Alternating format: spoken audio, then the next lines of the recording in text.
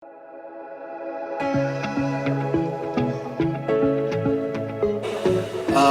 mayang khudimako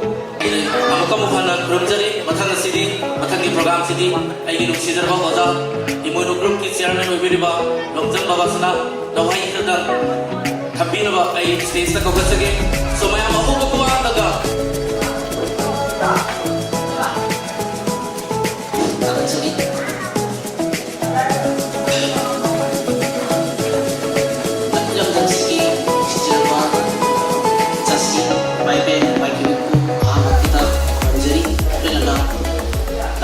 Koliba itu tu event itu kusu kamu itu thago leherga ima imo ibu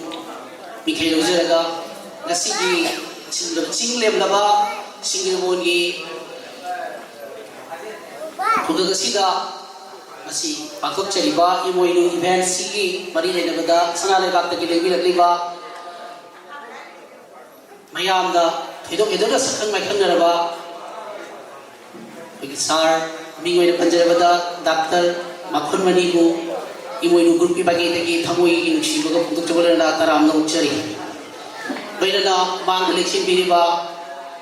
sigi kai kuna batik cara ba jasin puting ba imai ben cidau kai kibi kusu ibu ini pagi tadi thamu ini nusi baga untuk coba lenda kai kibi utak pok kuna penjari. Ekoi ibu ini grup hai kerana si kasar da Sahi kerana lagi cukup pula pada jadi masih kita matang dah, ay kecikkan ay nasi program ni, untuk cabut jaga ay kecikkan ay panjau ke. Imo ino hai lagi dia mu ay koi nauna masih ni artha cangu bagi dekre koi gidi caho kau bi, koi gilan ni mapi oi bi, ay koi gi event tahu ni. Hai ba sigi mikai lauraga ay koi na Imo ino Evergreen Society ayuna aikoi chatha jaraki sahi khara gi wangdagi aikoi festival achiba kya togi hogi ba January gi tang 15 da su aikoi gi chumo kholawa baka aikoi gi ima asna lengan pa wakti gi trai du baba no bi sida mitei gi chutho buding bakta da ima si okpagi thoram maira thanbagi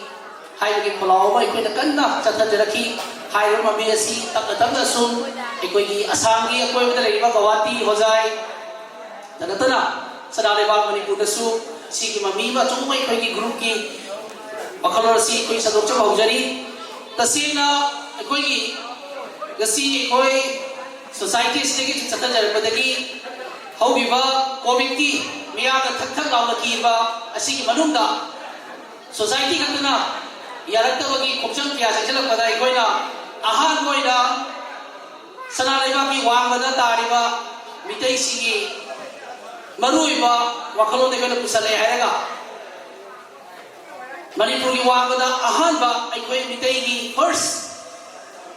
industry the company yamba khak aikoi da hukam chang phang da se ba si aikoi ki layo program ne da energy ba hai ba imoi Evergreen Society da traga imai manu private limited da gokchali masi aikoi ki wakalo da kari hai ta masi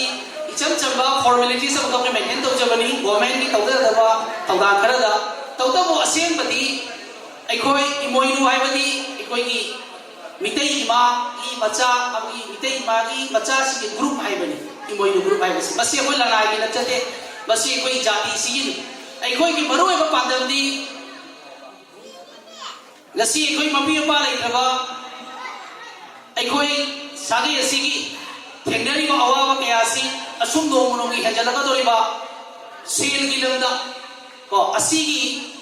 maruina employment generation lai ta aikoi budi aikoi gasi jum puri ba ma pa si aikoi yum kamaina puri ba de koi somehow koi manage to ba higre adu la ka dori ba koi isa sing se aikoi no wari ba kursi mai se makoi da thenga loisi makoi da koi no wari ba si ba kamaina kan sige hai bagi da bakta aikoi kaira mukak thaba hausi wakolon dai maina hai ba imoi nu group asi aikoi hogok semani masi aikoi ta seng da hai na to jamana chade aikoi wakolon si mukak thokchana ba loina na masi aikoi akoi da kari ba hogolom ra ka tara di aikoi ki lakha da mangan sing se asum do mun ki awa ba leidana aikoi kari ai ta aikoi se pukcha ki da bakta aikoi ki sagai sima mi da loina sina legi da ro bai tare pukcha ki da bakta मनुदा ओजा कियाबु थीबा लाक्चबनी expert कियाबु थीबा लाक्चबनी एकोई ताक्चबा लाकना चदे एकोइना सम process कर packet जरी मरुइना challenge तो bye तारे लाकदो बच्चे ही मंगा तरा मनुदा मितै बसा अमा बावबा थबक फंगदब अमा हो लेहेलु सी सिगी अचौबा चैलेंज अमा पुराना कोई चमजन जरकनी अदुना अकोइना हाइतेना तौजबसिदा कोई ओजासी माय बेन क्वाइ थिबिक दको मसी कंपनी मोइन उबिनु मसी सोसाइटी बक इचम चनो उबिनु मसी कोई इजाती सिगी अखोई करे आइते अखोई से मी द सिन बदगी नाथोय आरे को अखोई मपु बदु मखनु से पुसले आरेगा अखोई इजा सिसे मपु हेलन सिसिन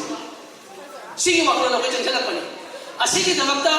अखोई न सम प्रोजेक्ट हर बगे चै आई प्रोजेक्ट सिगी ममिंग चमदा पंजरगे करिगी ngasi ekoi gi mama sigi tabak ta leiba pikra nusi banang chise ekoi chahi nai pan trapan kun ma surapada dili chakro mumbai chakro guwahati chakro kolkata chakro dubai chakro foreign chakro ta thok tu ni kari ta doi ba paisa ki da ba puksa ki da ba aduna ngasi gi mama pa singda imoi nu gun request to ibase mate review masi ekoi leire haire hai to jabala chede ekoi gi apun ba gi shakti hai tai ko अखोई ने कितंग वखलोन खलगा गसी mama पा सिदा लाकदो इचा सिगी दमकता करी करी तो सिगे है वदांगा अखोइना सम प्रोजेक्ट पैकली number 1 project farming and cultivation अखोई की चेंगफू लेते यादे चेंगफू अमदि कोट आइसी मरुइना चेंगफू कोट आइ जुंग लेते रते को चेंगफू कोट आइबदी अखोई की प्रोडक्शन लेवल को पाइता है अखोई की लबु लमा सिंगिल बोंद लेबल लबु लमा तोले खुद ले बलबु मा बेनाकाडी ले बलबु मा कसार सिग ले बा मितै न तारी बलबु मा ले बा मयाम सिक्से एकोई क माइना यूटिलाइज तो रहेगा सिगगी एकोई की पोथोक पुथोय रहेगा सिगी पोथोक सिना अखोय नमान नमिता को द सिनरिबा से लिचारी पोथै मयाम से कंपनी लिसिंग कयाना सारा गा अखोय द जोनसन मा अखोय च कस्टमर ओइन ले बाय तारे अदुना एकोई शो गसी मितै के हैना कोई के लेजरिबा चेंबा गदलम बुडी से तबिदा अतोपदे कोई किचुन साबोगे थोयदोपा इपाय बुन पुथोबसि की हेनबा कोई की थोयदोपा अनोबा अकोई पुथोके वखल से अकोई जामने न लेली मसी कोई की जाम लेको थीबाई ताई नसी अकोई अनाम सिक्से मपुएंसी पैसा पाएंसी मकोई से को अकोई की ईमानदा पैसा पाइबा ममा पान मंजरिबा मचा की मंगलाम दो ओएंसी हाई तारगदी ममा पा सिदा कोई रिक्वेस्ट होजरी से अकोई की लगु कमांग सिदा अखोई इसागा द चाकुंगी पोट मयाम पर्सनली केयर इसाना सिनगा पोथोक मयाम अमदी अकेमो सिनरी पोथोक मयाम असि तनतना कोंगदगी तौरगा पोक फाउद सिनरी पोट मयाम से मसे अखोई जो पोथोक याई सिन अखोई न पोथोगा मोइना चखियो पैसा से को जुम खुदिंग मतगी कंपनी लिसिंग कयाना संसले हैरगा नोंगालबने नुमिता बो सिनरी पोट मयाम से मकोइना अखोई दगी पैसा से चिंगगा पुगी बाइता अदुना गसी एखोइना वादा पैसा सुरगा ताले मपाने चला तालोरे गाड़ी थम तालोरे लो सुना ताले ऑफिस का ताले डिफरेंट प्रोजेक्ट पे पैसा ताली तालगसु गसाई की एखोइना मरुइना कस्टमर ले मरमदा एखोइ की पैसा सिक्से बीज लोइने इना बुलै बाइता अदुना कैदौरी एखोइदा सम वर्क कल्चर लेतबा पैसा थोपम लेतबा मरम अदुना गसी एखोइ माइक्रो फाइनेंस केयाना मसी कुतो चाब लो रेगा मितै जुथो बुदिता मितै निपी सिक्से अखोइना मकोइनी जामना पैसा मथोइ कहन जाबा अदुकुबा मिसिन नमोइन उसलतना मितै की जुथो बुदिता मितै निपी मयाम से पैसा पिसल लगा मथोइ चाबम मोइन सेम पाइता अदुना गसी एखोइ माइक्रो फाइनेंस दा डिफरेंट कंपनी मयामा आई एग्जांपल पर जरबदा बंधन खंते रोड्स ऑफ यान संचली को कंपनी सिल्वर बैंकिंग मयाम सिना मही कोन की दना एकोई की इजाती से अचुम चुपसला गसी दी खरनी मतुंदा मिते निपी चहित्रा मंगा मांगदा लो लोबा हेलंदे गसी दी मिते निपी लो लोबदा नंबर 1 तारे अदुना एकोई की चंजल बसी मही से गसी एकोइना चेक्शन भी होता तारे गदी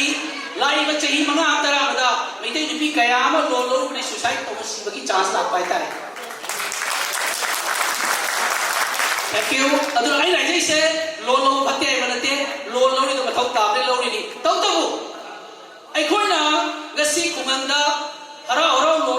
लो माइक्रो फाइनेंस लो रगा मिते निपी क्या पैसा पाए रे सी लो बदे लवाई सारे मसा मार खंदे ममाय माई कारे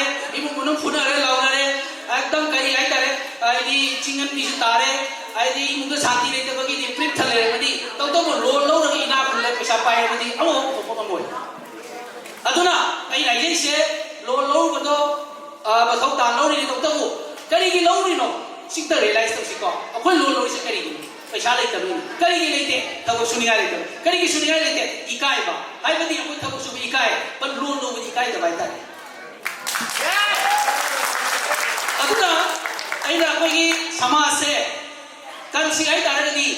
ईश्वर की अनिश्चित शक्ति से कहीं पैसा अखोयगी समाज का फाइनेंशियल लिटरेसी की नॉलेज है असुपति गेम बाय तारे अदु करी दिगी राइबा गसी अखोयगी इमा से को बस निंसिंग को वाट पति ने है बिल तो जबाई अखोयगी खोयदगी अखोय में पैसा की मको अखोयगी आरबीआई है तारे इमा मोइनु से को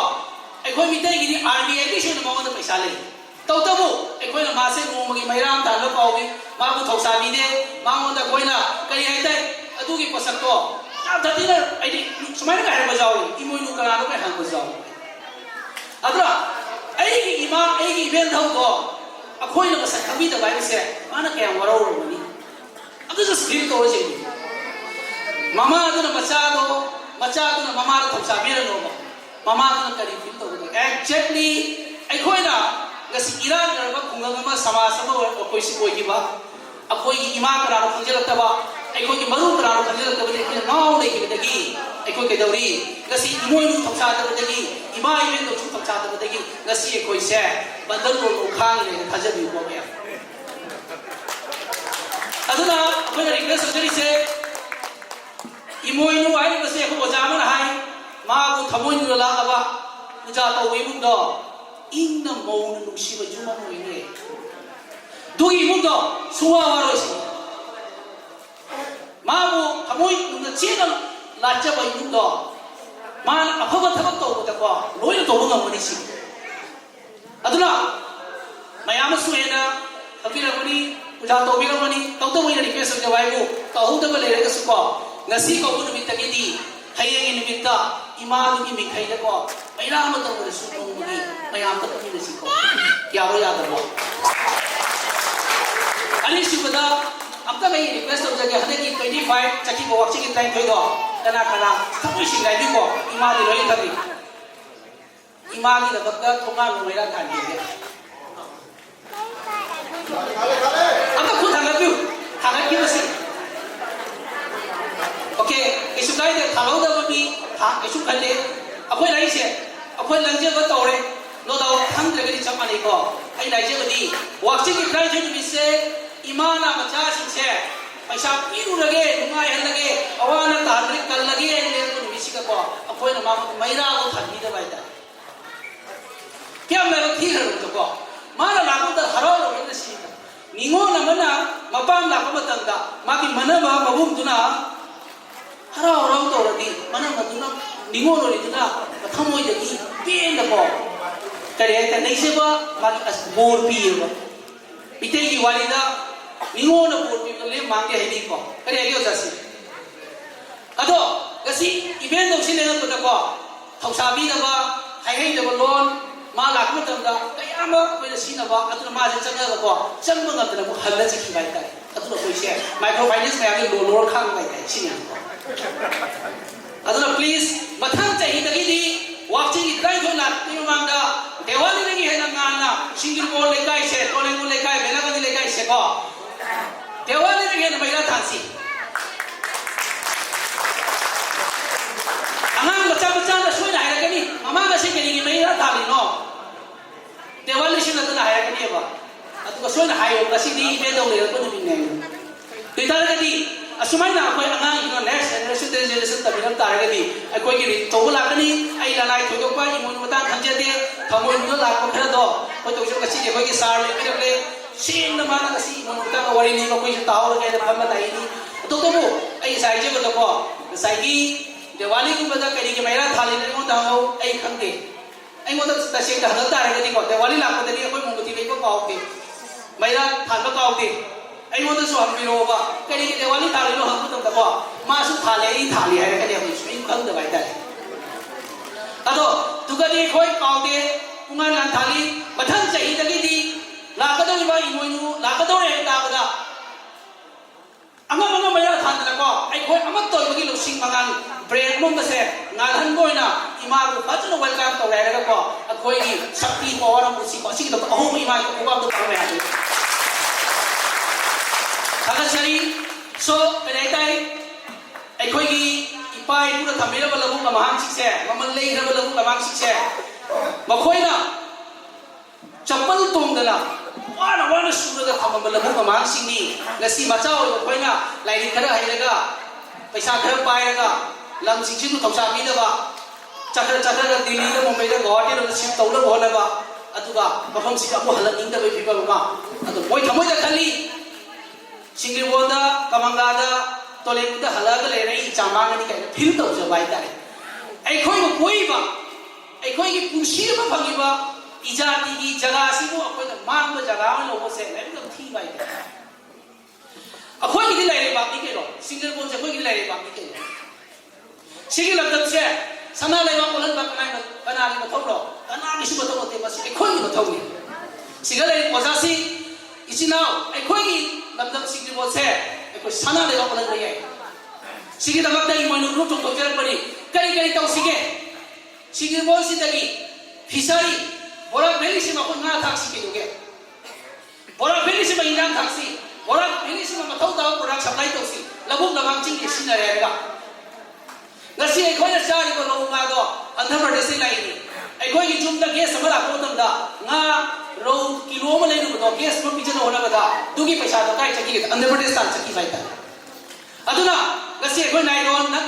nai do sita na tana lai ni bai koigi singi go to lai mo lai ma labu lawang ma ya se lai ba club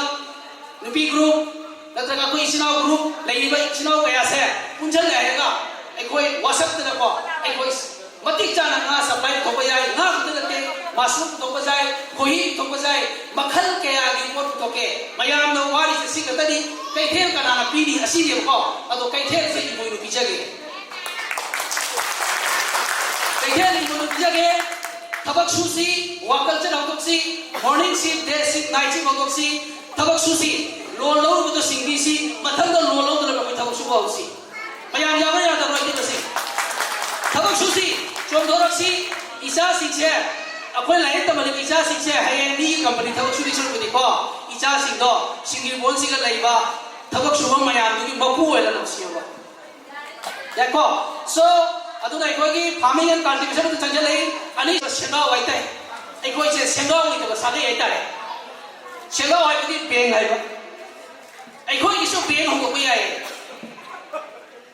बेंग होको बजा देबा लेती Punjab bank Allahabad Bank, Bank Mayama, Axis Bank, HDFC Bank, Gasi Bandhan Bank, Asi Ishona Saga Lantar Panate, Masi Mina Sawaita. Mitai Masada, Bank Hava Mayamale, Bank Hava Mayamale, but Mokoina Mina Kuno Tamusule like that. I go to Isamayam said, Mama Passing, I want to make Ansina, Imo like a gun pop, Tabaka White and Vita. Masi 1980 the Imai Pana paper dialogue to aina ko masi ai chani pada 2021 da dialogue ko thawak to wala ina hudui dialogue to pira ba ai cha ai mangan do bai ta aduna gasi ke mama pa se request de se apoi se dialogue se update ko sani ko dadra ga isa se mangan do ko koina aduna ai request de se kari ai ai khoi direct tamansi knowledge pc gasi entrepreneurship ki matlab di gasi business ki worldly मी की बता base तो होते इसा business तमिलम सी अदुगा मपु ओय ला बिरम इबुमो पोर P बखु P तो खरा सिंग सिंग बिरम पोर तेना P दबा थबक तो ओय बिरम दबा इबुमो न मपु ओय पी या को अदुना मामा पा पोर पी मोय मता कतन जे से कई मरम राइदा ए कोई से को तबन खर चोंग लायरो खर तो त को खर सा निमेर लागा थक पचावा तुम हाने लेब ट्रेन दो लेरेगा दे कोई इसा सिसे मोय का होता आइता नान सार दमी ना कयरनी गसी ममा बा मयामा तुमिन ना मसागी दम कप्पी नुमिदा गसी इसा से को मुशिग इसा से अखोइना नमजबा ख्वाइदि की बेस्ट एजुकेशन बेस्ट फुडपी न होनरे ने बकोइ से तब तबु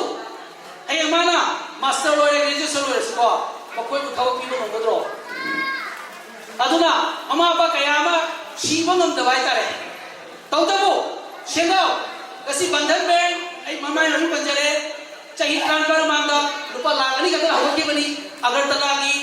Vishal ka bobo hum ki Bengali masamuna Kolkata da bank hoki bani kasi India da number 10 da 36,000 employee generation tawdra crore pension tawre akhoi su kedo bank hoki ba yawa aduna 2025 imoinu bank hoki gaina masi challenge tawra bai ta sigi bank je hoki da posat ani khat ai me ani jeronge masi ai thadal ya da bai ta posat amana ai khoi gi minimum 1 lakh membership le ga bai ta Assam da water jaw da bida normally da apoina survey da uchi bada water da budi lakh ni phade tawtabu overall Assam da more than 5 to 6 lakh manung da bidai le adu da ni ai khoi su ben hong ko ya ba ya da bra ben hong ko ta ra di ben du ko phangde ba thak ko ra phangde ba akoi icha sin do phangdo bai ai khoi su ben Francis mayam hong ko ya shengau ni da sa bai ba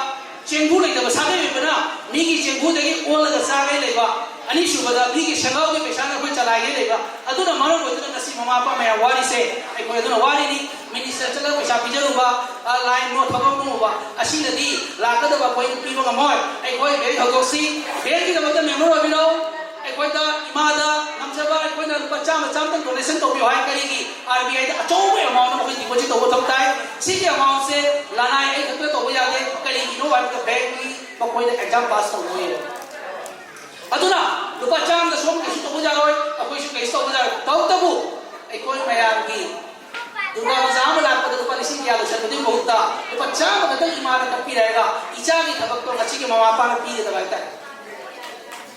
Aduna siapa macam ni? Ani siapa ibu inura RBI dah pilih betul dah. RBI dah hire sekali kita dah kena apa? Mino hire pada. Nasi Singapore dah lagi ba. Mitai mayam, Poland dah lagi mitai mayam. Dasar dia lagi kumang lagi mitai mayam saya. Kali ini ATM lah kita lagi hire pada. Kena suhai mana mula. Ai kau isi bank ni tahu sabit lah besar apa? Financial expert ada ba. Paisa kemain use tu ni hai kan ada ba. Paisa se kau isi lotion betul hai ba. Paisa saving ni proses apa itu knowledge lagi apa? Macam na bank ni semua itu sabit dah lagi. Aduna RBI dah pun hai tu se. Kau isi Bego thong chang idam sangai di atu koi la nai bego mai lo ko chagai na koi na thong chang process ni asset to bi wa dara I koi na koi ki CS ek accountant CA amade koi ki advisor ke amate lo che ra ga koi bego to ke 2025 bego ko ya ga world international da I moi nu share hai na koi chu thong ko jai ke ga da si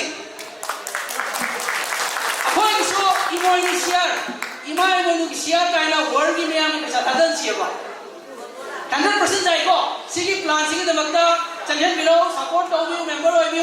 असोई में क्या ला असोई नुची ने चाहिए थी ने चाहिए no अब कोई high तो जब चलते अब अजा क्या थी जब लाख बनी मैदान क्या थी जब लाख बनी नॉलेज ऑप्शन लगे लाख बनी अदुना एक कोई की production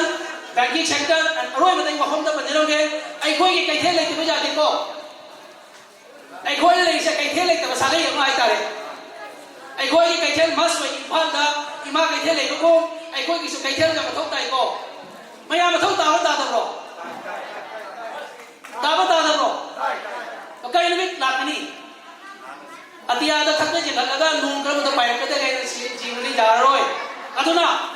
ai koi ki kai thel se is very much sai ta re aduna husi sinchar da imoi nu kai thel english da koi imoi nu tausi kawati da imoi nu tausi already a process of chale maya ma si mata da apu thijen la pyo kamai da ga hai ba kai thel asida ai ni jaga ma kalo ga ge isa si ni jaga ma kalo ga ge hai ni da mata maya ma imoi office la ga koi ki mari le oja sida ske to bi lo jeng bi lo ko hai ba si ba imoi nu kai thel ase ba se ko world class level da adu ko madras center mo ka da ba adu ko jaga ma koi sema pai ta ko aso apena koi imoi nu like YouTube ta changyu apoi ki channel le mani subscribe to biro adu ka hai ba kamai to ga imoi nu gi apoi ki ima ke thel se kamai da process ha re ki ma ki detail loi le jero mani wai ki numai ba mani wai ki punin si bai tare lasi silchar town da mitai family missing taru ki matak ta jumbara le junji jumbara mitai family mara tha da lupa lisi manga jumbara pi bada lupa karo ohum ai ꯑꯩꯈꯣꯏꯗꯒꯤ ꯆꯨꯝꯕꯔ ꯑꯇꯣꯞꯄꯗ ꯆꯠꯄ ꯍꯥꯏꯇꯥꯔꯦ ꯍꯥꯏꯔꯤꯕ ꯂꯨꯄꯥ ꯀꯔꯣꯔ ꯑꯍꯨꯝꯁꯦ ꯑꯃꯨꯛ ꯍꯟꯗꯔꯛꯂꯤꯔꯣꯏꯗꯕ ꯑꯃꯨꯛ ꯍꯦꯟꯒꯠꯂꯛꯀꯗꯧꯕ ꯍꯥꯏꯇꯥꯔꯦ ꯑꯗꯨꯅ ꯀꯔꯤꯒꯤꯗꯃꯛꯇ ꯂꯩꯔꯤꯕ ꯁꯤꯜꯆꯔꯗ ꯂꯥꯏꯔꯤꯛ ꯇꯝꯍꯟꯕꯒꯤ ꯕꯤꯖꯤꯅꯦꯁ ꯇꯧꯕꯒꯤ ꯖꯣꯕ ꯇꯧꯕꯒꯤ ꯂꯣꯁ ꯑꯣꯐ ꯁꯤꯜꯆꯔ ꯆꯠꯄ ꯌꯥꯗꯕ ꯍꯥꯏꯇꯥꯔꯦ ꯑꯗꯨꯅ ꯏꯟ ꯐ꯭ꯌꯨꯆꯔ ꯁꯤꯜꯆꯔ ꯍꯥꯏꯕꯁꯦ ꯏಸ್ ꯑ ꯕꯤग ꯃꯥꯔꯀꯦꯠ ꯂꯥꯏꯛ ꯒꯧꯍꯥꯇꯤ ꯃꯨꯝꯕꯩꯒꯨꯝꯕ ꯑꯣꯏꯒꯗꯕ इंटरनेशनल मार्केट होगा कलकत्ता तो बैंकॉक की ऑलरेडी प्लान तौर 2030 अचौब भूमि होगा जगह में सिलचर अगरतला सप्लाई सिलचर बांग्लादेश सिलचर मिजोरम सिलचर असम खाइबोमा तनतना सिलचर सना लेबा मणिपुर की इकोनॉमिक बूमिंग होगा सेंटर की ममा पापा मचा खलगा पैसा से अननेसेसरी यूज तौर मुद्दा पैसा मचा मचा मचा मचा उटों थादगी प्रोसेस अननेसेसरी पैसा अखोई अननेसेसरी लुसबी पैसा से पैसा मचा मचा मचा तुंजनबगी थ्रिफ्ट सेविंग पॉलिसी पुथरकनी अखोई होजिक होजिक land Maru Kine पुथोकचरी please मयाम खंबिउ करिनो coin पाइखले put मयाम से मरमदि सिलचरदा अखोई लम अचौब लोब ngमोय तौतबु अखोई ला तौजरी से गसाई पैसा मचा मचा ना पैसा आइबदि अखोई ला पुथेबा मार्केट से अमुक पैसा पि होबे प्रोसेस आउते इंस्टॉलमेंट दा रुपा लिसिंग तरा ना बहु सिलचर लमले हेबदि प्रोसेस अखोई पुथोई रुपा लिसिंग तरा ना बुकिंग तौरगा चाही हुबु था हुबु चौना सॉरी था हुबु चंगा मदुगी पैसा मचा मचा टिकट आएगा रुपा लाख मंगा दा लाख तेरे दा लाख तरा की प्रोसेस तका अखोई लगा मागी एक्चुअल सेमरी प्रोसेस पुथोई हाइबा लाख मंगा की पॉलिसी से चाही मंगा दा लाख मंगा कुथा जोगी दो बोगतनी So, mayam ay jitil kata jaroge akhoi gi pothok pothok si chunga sa thabak phangba phangdaba madu kisu kate akhoi lamdam si da kisu akhoi gi ahan kada imoina akhoi gi product na su pothok jari siga mayam jengbiu atang ba jengbiu ko ai question jar pada se ba thoi ba imoina sa se haire pothok padate to to akhoi lai cha thai ngasi akhoi mayam cha da thaga mi gi cha factory mayam ina gundam bai ta ado imoina na pothoi ba cha se अखो ma'am जन थकमीनसी मी लाख मरी मंगा चंग थलकपदको अखो मैते मसागी जुम चांग तिको मागी मई चाकु मई चाकु दवाई असुमाइना चा तनतना चाकु की पोट केया नोंगामरी नुबिता बुसी नहीं बा चाकु की पोट केया पर्सनल केयर ब्यूटी केयर कया अखोगी इमाई नु प्राइवेट लिमिटेड ना उथोरै बसे करी की तमक तो नो आबेदको अखोगी अंगान सिंसे चही मंगा रे तरा मनुंदा बोरा फिरी तले मिठै मसा हो हो थौ कम थमोय गिसी सिगी थबक से करा पिदे बगा सिगी ममा पा पिदे बगा सा अदर प्लीज इमोइनो की ब्रांड से मार्केट मतुंदा संसार द ब्रांड म थोकताय गसी अखोगी सिरुसिबा सोर सिक्से अखोइना आलमारी नतुन दबाय तारे मै मिंग मी खंगिने अदुना मी की सोर सिक्से अखोइ लोइन खंगी लाइ चमने को लाइ नि को चमने से लाइ नि चमने तौतबो एनी रिजन अखोगी रिलीजन की लाइफ में अखोई लोई खंगी अखोई की लाइफ दी अखोई वो गंद हो सले अदुना अखोई लमदम दा अखोगी मंदिर कया अखोगी लाइफ की केनो क्या से उठोकतना मी खंगसी बस खंगसी असुमाय अखोना ब्रेन है बाय तारे इमो इमो से अखोई ब्रेन उठोक पाम बाय तारे गसी आईपैड अखोई लेबा एप्पल रिलायंस टाटा सुमाय ब्रेन से को अखोई सु ब्रेन ऑफ थोक्सी असिगी ब्रेन से अहान कोइना इमाय मोइनु की सेंद्र मिनिंग मेके से लौरा हैरगा पृथ्वी दा असेंबा अमदी इमोइनु पुटो पोती हई हे से अखोइ द तो मसाके की ब्रेन सु चलन सी अदुरा अहान दा लेरिबा ओवरऑल सना लेबा कुंजलगा मिते ला कुंथा दिन ला फुमु ले हाइबा मियो मिते सिसिदा हाइबा प्रोडक्ट सिसिदा को यूज तो तो अतो मसाके ने साबिन रसो एकोई इंडस्ट्री से मती मंगा ले नहीं मैं यागनी लोइना ना अखोई ना वो अतो बसागई दमु जोन झलगा मखोई तकी पैसा चिंगा हैगा लंदम से तारको निमित्तो अदुगनी अखोई अगान से ममाई से मोमो रको हराउ से अदुगनी ममा पा मयाम दा खुया तुसिन सिमन ले दो अदु निमित्तो बोतो बाय सो थैंक यू आई जामना सांगरे आई बता सिदा आई सिगी जस्ट होई मोइनु की वखलो से शेयर होजबनी मयामना आई दी सिबतांदा सोयाम क्या जाव सुपो आई दी सपोर्ट तो व्यू आई दी मयाम एडवाइस कर संजरी ओजा क्या की नी जो चीज जरी बसी ओजा को कभी लगते वो बसना कभी लगते आई एरो ग्रुप कभी लगते बसी इजाती सिबगी फाइनेंशियल फ्रीडम वइबा सागयमा अदो इमोइनुदा तोरबा चैलेंज से लाख इबा चाहिए मंगा बिगराई मरुदा ओरा कलीदा होय की पैसा पाइ सागई से